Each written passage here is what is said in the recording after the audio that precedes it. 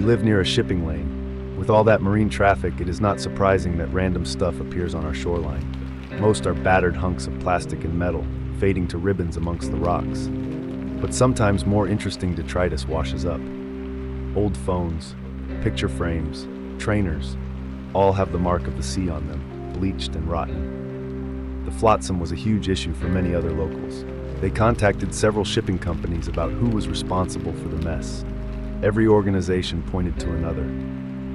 After a few years of administrative circles, we got forced out with litter pickers and rubbish bags. Our elders made us scoop up these riches and send them to landfill forever. I never understood their behavior.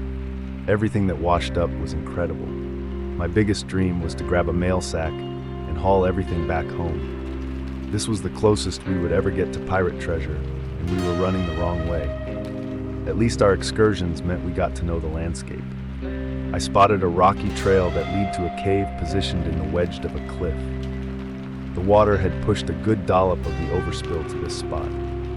They sent half a dozen of us to look inside. The cave widened until it was 3 times my height. On the floor lay scraps of fishing net, faded cola cans, and seaweed-wrapped timber. We got to work. Perhaps I was the only one who noticed that the objects increased in sophistication the further we moved in. Broken telephone that would never make a call, toy robots with faded lights for eyes, a whole washing machine, the lid open in a forever yawn. When I comprehended they were part of a wider collection, I almost told someone. But the others were too busy ripping the world apart.